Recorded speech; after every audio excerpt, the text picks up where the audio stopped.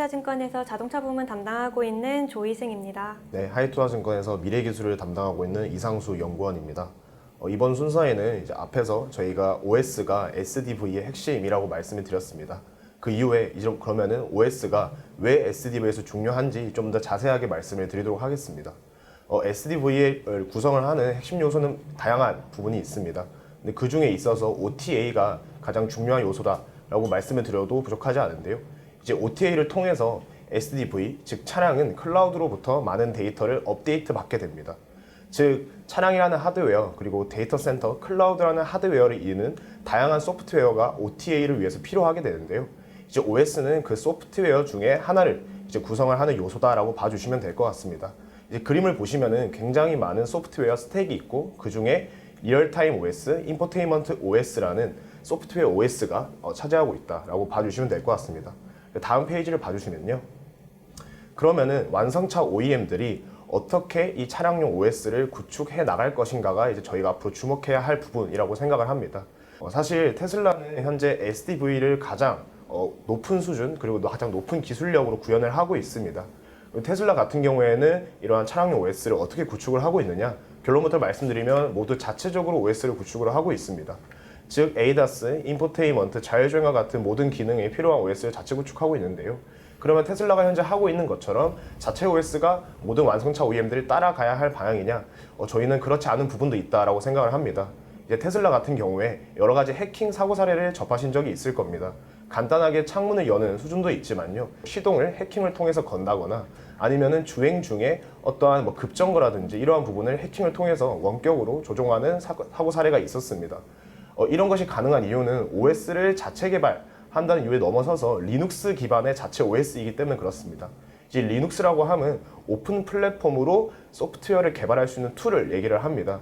즉 테슬라가 리눅스 기반으로 자체 OS를 개발한다는 것은 그 리눅스 코드가 타 업체들 뿐만 아니라 해커 집단에게도 공개가 되어 있기 때문에 당연하게도 보안사고를 취약할 수밖에 없습니다. 그렇기 때문에 대부분의 완성차 OEM들은 리눅스 기반으로 자체 OS를 개발을 한과 동시에 보안성과 안정성이 중요한 OS, 클러스터라든지 다양한 보안에 관련된 OS는 QNX 그리고 안드로이드 오토모티브라는 타 플랫폼들을 현재 사용하고 있는 사양입니다. 그래서 저희는 완성차 OEM들은 테슬라와는 조금 다르게 다양한 OS를 각자의 기능에 맞춰 쓰는 즉 멀티 OS의 방향으로 나아가지 않느냐라고 저희는 현재 보고 있는 상황입니다. 그렇다면은 차량용 OS 시장에서 앞으로 어떤 업체들이 두각을 드러낼 것인지에 대해서 한번 고민을 해봐야 될 것 같습니다. 그렇다면 그림 4번과 5번을 보시면은 이제 차량용 OS 시장 글로벌리 인포테인먼트 즉 차량용 인포테인먼트 시장에 좀 국한을 해서 어떤 플레이어들이 시장 점유율을 얼만큼 가져가고 있는지 앞으로 추이 및 전망을 한번 가져와 봤습니다. 결론부터 말씀드리면 이제 QNX라는 시장 플레이어는 시장 점유율이 좀 축소될 것이고요. 이제 안드로이드 오토모티브 그리고 리눅스 기반의 자체 OS가 시장 점유율을 좀 더 확대해 나갈 것이다 라고 저희는 보고 있습니다. 그 이유는 안드로이드 오토모티브 같은 경우에는 구글의 안드로이드 오토와 연동이 가능하고요. 이제 리눅스 기반 자체 OS 같은 경우에는 앞에서도 테슬라 때 말씀을 드렸지만 모든 코드가 오픈 플랫폼으로 공개되기 때문에 비용 단에서 굉장히 효율적인 측면이 있고요. 그리고 굉장히 완성차 OEM들이 개발 자유도가 높다. 그래서 그러한 측면에서 리눅스 기반 자체 OS 그리고 안드로이드 오토모티브가 인포테인먼트 OS 시장에서는 시장 점유율을 높게 가져갈 것이다 라고 저희는 보고 있습니다. 이제 QNX OS 그리고 안드로이드 오토모티브에 대해서 좀 더 자세하게 말씀을 드리겠습니다. 앞에서는 인포테인먼트 OS에 대해서 말씀을 드렸는데요. 인포테인먼트 OS 제외를 하고도 이제 ADAS나 자율주행의 기능에도 OS가 필요합니다. 근데 ADAS나 자율주행 같은 경우에는 인포테인먼트와 좀 다른 측면이 있습니다. 그 부분은 바로 실시간 제어가 굉장히 중요하다라는 것입니다. 이제 ADAS나 이제 자율주행 같은 차량의 주행과 연관이 되어 있는 경우에는 매우 짧은 시간의 레이턴시, 즉 지연 시간이 발생하면 큰 사고로 이어질 수도 있습니다. 그래서 굉장히 빠른 실시간 제어가 필요하기 때문에 이러한 ADAS 자율주행에 필요한 OS는 ITOS 방식으로 구성이 되고요. 이 ITOS 방식에서 굉장히 높은 기술력을 가지고 있는 QNX의 OS가 대부분 사용이 되고 있다라고 봐주시면 될 것 같습니다. 이런 QNX OS는 현재 ADAS 수준뿐만 아니라 차후에 레벨 3, 4, 5의 자율주행이 구현이 된다면 이러한 자율주행도 우리가 OS로서 구축을 하고 있다, 구축을 할 준비를 하고 있다라고 봐주시면 될 것 같습니다. 그렇다면은 앞으로 완성차 OEM들은 멀티 OS를 기반으로 OS를 구축해 나갈 것인데 빅테크 업체들의 전략도 우리가 주목을 할 필요가 있다라고 보고 있습니다. 만약에 SDV가 이제 구축이 된다면은 기존 완성차, 기존 자동차 밸류체인은 변화하게 될 것입니다. 티어 1과 같은 부품 업체들은 소프트웨어 역량을 더 가지고 있다라고 하면 기존의 티어 1이 아닌 티어 0.5로 자동차 밸류체인에서 좀 더 입지를 공고히 할 것이고요. 완성차 OEM 중에서 SDV에 있는 소프트웨어 역량이 좀 부족한 업체들은 도태되기도 할 것입니다. 이제 빅테크 업체들은 이러한 빈틈을 좀 파고 들어갈 수 있다라고 저희는 보고 있고요. 그러한 부분은 차량이 필요한 차량용 AP를 공급을 할 수도 있고요. 아니면은 클라우드부터 차량으로 이어지는 데이터 솔루션을 제공을 할 수도 있다라고 저희는 보고 있습니다. 그렇게 해서 이제 엔비디아와 퀄컴 같은 경우가 빅테크 업체 중에서 SDV 솔루션을 제공할 수 있는 대표적인 업체다라고 봐주시면 될 것 같고요. 이 데이터는 이제 엔비디아 같은 경우에는 많은 분들이 잘 알고 계시는 그래픽 카드 뿐만 아니라 이제 오토모티브, 데이터 센터 이제 사업부 매출 비중이 굉장히 가파르게 올라오고 있고요.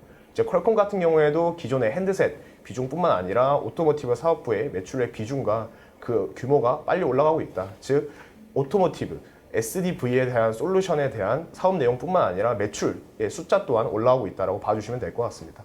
그러면 이제 엔비디아, 퀄컴 그리고 마이크로소프트와 같은 빅테크 업체들이 어떤 솔루션을 가지고 있냐에 대한 장표입니다. 이제 엔비디아 같은 경우에는 사실 앞에서 말씀드린 뭐 QNX, 안드로이드 오토모티브, 리눅스 기반 자체 OS와 같이 OS를 자체로 구축을 하진 않습니다.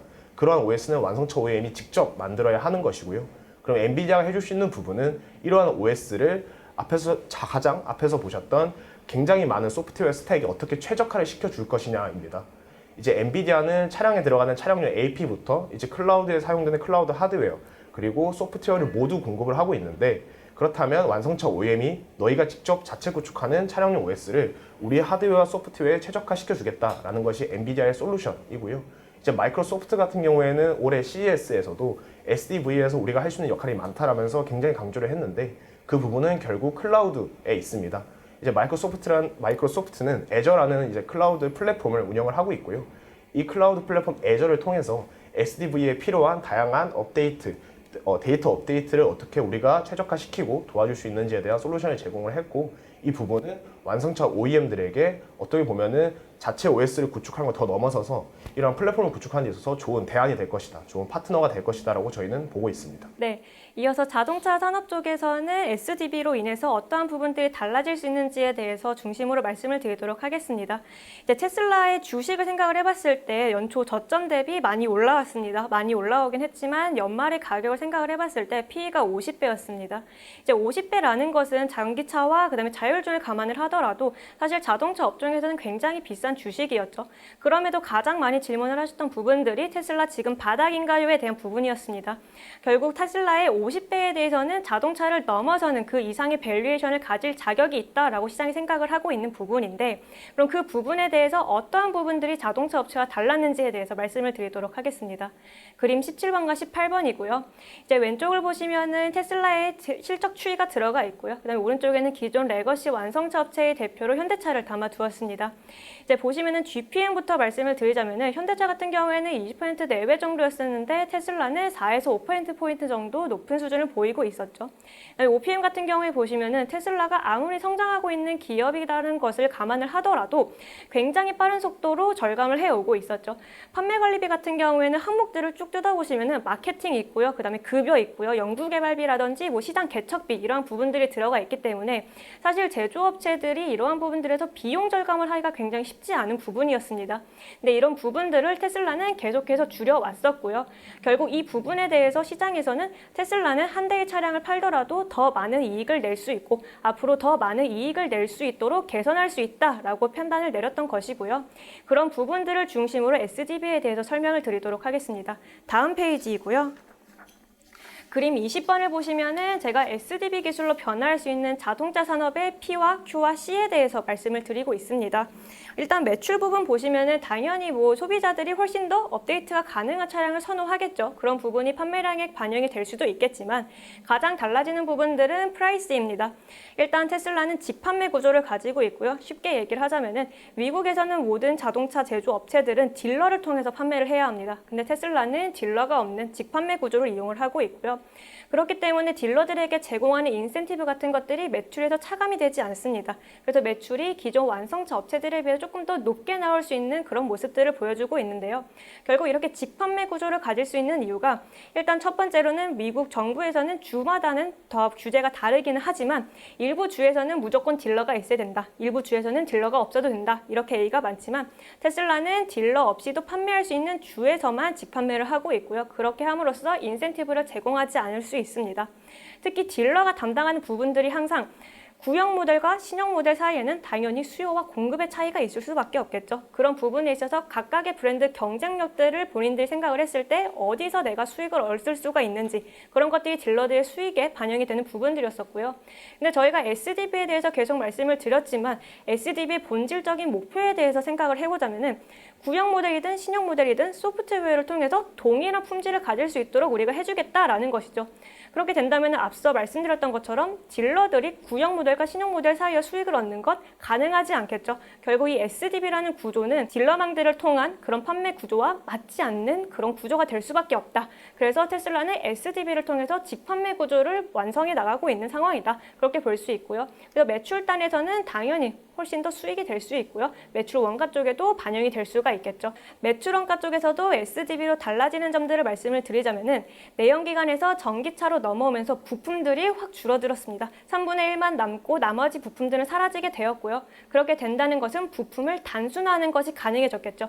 그래서 테슬라 같은 경우에는 뭐 모델 3라든지 모델 X, 모델 Y 이런 데 들어간 전륜과 후륜에 동일한 모터를 사용을 하고 있습니다. 물론 카본 슬리브드 로터 같이 그런 특수한 모터를 제외하고는 거의 동일한 모터를 사용을 하고 있는데요. 그렇게 할 수 있는 이유가 모델이 달라도 우리는 모터에 달린 ECU들을 우리가 제어를 해서 다른 성능, 다른 출력을 낼 수 있도록 해주겠다라는 부분이고요. 그렇게 된다는 것은 꼭 다른 부품들을 사용해야지 다른 모델들을, 다른 출력들을 낼 수 있다는 것이 아니겠죠. 동일한 부품으로도 다른 성능을 충분히 낼 수 있는 게 SDV의 핵심이고요. 그렇게 되면서 부품이 공용화가 되기 시작을 했습니다. 동일한 부품들을 계속 조립을 해서 그것들을 탑재해서 다른 모델들을 만들어내기 때문에 이를 통해서 차급과 관계가 없는 부품 공유가 가능해지면 20% 이상의 제조원가 절감이 가능하다는 연구 결과가 있었고요. 테슬라 같은 경우에는 이런 부분에서 4에서 5%포인트 정도 높은 매출 원가를 만들어내고 있는 상황이다. 라고 볼 수 있을 것 같습니다. 그다음에 아까도 짧게 말씀을 드렸던 판매 관리비 부분입니다. 근데 보시면은 당연히 마케팅비에서도 훨씬 이득을 볼 수 있겠죠. 현대차라든지 기아라든지 다른 완성차 업체들이 딜러들에게 판매를 할 때 딜러들에게 뭐 제공이 되는 뭐 판매 부스라든지 뭐 광고비라든지 이런 것들은 모두 마케팅비로 들어가게 되고요. 아까 말씀드렸던 것처럼 테슬라는 직판매 구조죠. 딜러가 없기 때문에 이런 마케팅비도 굉장히 줄일 수가 있습니다. 연구개발비 같은 부분에도 뭐 당연히 신차 사이클이 굉장히 길어질 수가 있겠죠. 계속해서 페이스리프트 모델이라든지 이러한 것들을 주기적으로 낼 필요가 사라지기 때문에 이러한 부분에도 연구개발비를 줄일 수가 있다라고 보고 있습니다.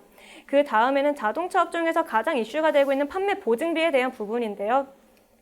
일단은 뭐 현대차 같은 경우에는 미국에서 10년 정도의 보증 기간을 제시를 하고 있기 때문에 UIO가 모두 SDV로 바뀌고 10년 동안 이게 이어져야지 가능해지겠지만 일단 판매 보증비에 대한 성격을 저희가 생각을 해봤을 때 소비자들이 뭐 리콜을 하기를 원한다라고 하면 그거에 대한 수리비를 제공을 해주는 게 바로 이 부분에 대한 내용이었겠죠. 근데 이러한 것들이 부품 교체 비용과 그다음 미국에 있는 엔지니어들의 공인비 이러한 것들을 계산해서 사고가 날 수 있는 확률을 다시 한번 계산을 하고 다시 이걸 현재로 가져와서 판매 보증금으로 이제 인식을 하게 되는데 거기에 들어가는 부품 교체 비용을 어느 정도 줄일 수가 있겠죠. SDV라는 게 결국은 소프트웨어로 하드웨어의 성능을 개선하는 것이다 보니까 부품 교체 비용과 공인비 이런 부분에서 어느 정도는 줄일 수 있을 것이기 때문에 추가적으로 판매 보증금을 쌓아야 된다거나 아니면 추가적으로 더 많은 적립을 하게 되는 그러한 일들이 줄어들 수 있을 것이다. 예측 가능성이 높아질 수 있을 것이다 라고 기대를 하고 있고요.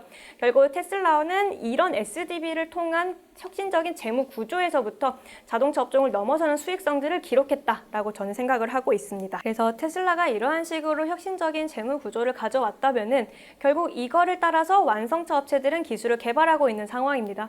그래서 현대차 그룹도 그렇고 폭스바겐도 그렇고 GM도 그렇고 대부분의 완성차 업체들이 SDV 기술에 대해서 개발을 시작을 하고 있는 상황인데요. 일단 기존 완성차 업체들은 그림 21번을 보시다시피 비슷한 구조 구조의 소프트웨어 전략을 제시를 하고 있는 상황입니다. 테슬라는 아까 앞에서도 말씀을 드렸지만 조날 구조를 중심으로 하고 있지만 기존 완성차 업체들은 3개에서 4개 정도의 기능, 도메인을 중심으로 운영체제를 개발하고 있는 상황입니다. 그래서 보시면 일단 첫 번째로 통합 플랫폼이 깔리게 되고요. 아까 앞에서 말씀을 드렸던 부품 공용화가 이루어진 통합 플랫폼을 가지게 됩니다. 그 통합 플랫폼 위에 도메인별로 현대차를 예로 들자면 CCOS I와 A와 E 이런 식으로 깔겠다. 그 다음에 위에다가 ADAS라든지 인포테인먼트, 편의 이런 부분들을 반영을 하겠다라는 것인데 결국 운영체제가 3개로, 4개로 나누어질 수밖에 없는 구조이고요. 그 이유에 대해서 생각을 해보자면은 기존 완성차 업체들은 훨씬 더 예전부터 자동차를 판매해 왔었죠. 그리고 자동차의 전장화는 2000년대부터 시작이 되었습니다. 이미 너무 많은 부품들의 ECU가 탑재가 되어 있는 상황이고 그 ECU들을 통합하는 통신 방식, 소프트웨어 이미 만들어져 있는 상황입니다. 그래서 바디 제어 쪽에 사용이 되는 CCOS-E 같은 경우에는 기존에 있던 오토사 클래식 그리고 오토에버의 모빌진 클래식을 사용을 하고 있는 상황이기 때문에 여기서 완전히 개발을 새로 하기보다는 여기서 AP를 사용하는 소프트웨어만 추가적으로 수정하는 방식으로 들어가게 되었습니다. 그래서 나왔던 게 ADAS용으로 사용이 되는 CCOS-A가 나오게 되었고요. 인포테인먼트 같은 경우에는 별도로 현대차 그룹 내에서 아예 리눅스 기반으로 개발한 OS가 탑재가 되었습니다. 결국 이렇게 도메인 방식으로 갈 수밖에 없는 게 기존 자동차 업체들은 예전부터 부품의 전장화를 이루어내고 있는 상황이었었고 거기서 별도로 개발하는 것이 어려운 상황이기 때문에 결국은 계속해서 수정을 덧대어 나가는 방식으로 갈 수밖에 없는 상황이다 라고 말씀을 드릴 수 있을 것 같고요. 그럼에도 장점은 무엇이냐라고 생각을 해봤을 때 아예 새롭게 구조를 짜는 것보다는 훨씬 더 빠를 수 있겠죠. 저희가 보통 생산 라인을 변경하는데 3개월 정도 걸린다라고 생각을 하고 있는데 파생 플랫폼으로 변경을 하는 게 3개월 정도 걸리는 것이고요.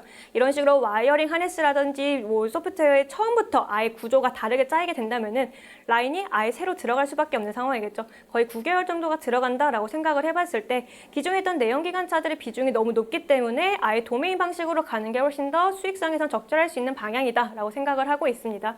현대차 기준으로 말씀을 드리면은 통합 플랫폼 IMA 위에 CCOS A와 E와 I가 얹어진 다음에 지금은 바디 제어랑 ADAS 쪽으로만 시작을 하고 있지만 나중에 2025년, 2026년까지는 자율주행까지 포함한 통합 제어기를 출시하는 것을 목표로 하고 있는 상황입니다. 다음 페이지 보시면은 그림 22번이고요.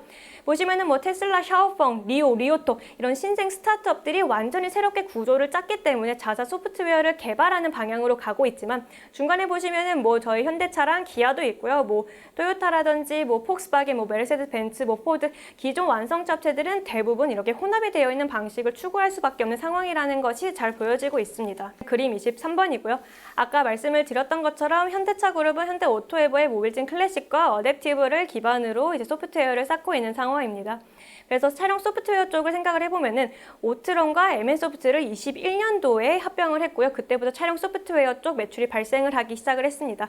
물론 아직까지는 내비게이션이 훨씬 더 수익성이 높은 상황이고 얘가 오토에버의 수익성을 다 끌어올리고 있는 상황이지만 이제는 대당 매출이 발생을 하기 시작을 했습니다. 모빌진 클래식 같은 경우에는 오트론 시절에 개발을 했기 때문에 용역 방식으로 매출이 발생을 했지만 이제 어댑티브부터는 대당 매출이 발생을 하기 시작을 했고요. 자율주차와 자율주행 모두 들어가게 되는 경우에는 대당 10만 원 정도가 발생을 하는 걸로 저희는 파악을 하고 있는 상황입니다. 그런 부분들을 감안을 했을 때 차량 소프트웨어가 4분기부터 흑자 전환을 하기 시작을 했고요. 결국 고수익성의 내비게이션과 그다음에 대당 매출이 발생할 수 있는 모빌진 어댑티브를 감안을 했을 때 차량 소프트웨어 쪽에서의 좀 고성장세가 가능하지 않을까라고 저희는 기대를 하고 있는 상황이고요. SI와 ITO 같은 경우에는 기존에도 현대오토에버가 현대차 그룹사 내에서 SI 업체로서 계속 가져왔었던 사업 부문인데 이런 부분들은 물론 기저 효과가 조금 높긴 하지만 그런 부분들을 감안을 하더라도 차량 소프트웨어 쪽에서는 매출의 성장세를 기대할 수 있지 않을까 그렇게 보고 있는 상황이기 때문에 현대차 그룹사 내에서는 현대오토에버가 소프트웨어 쪽에 투자를 가져갈 수 있을 것이다 라고 저는 보고 있는 상황입니다.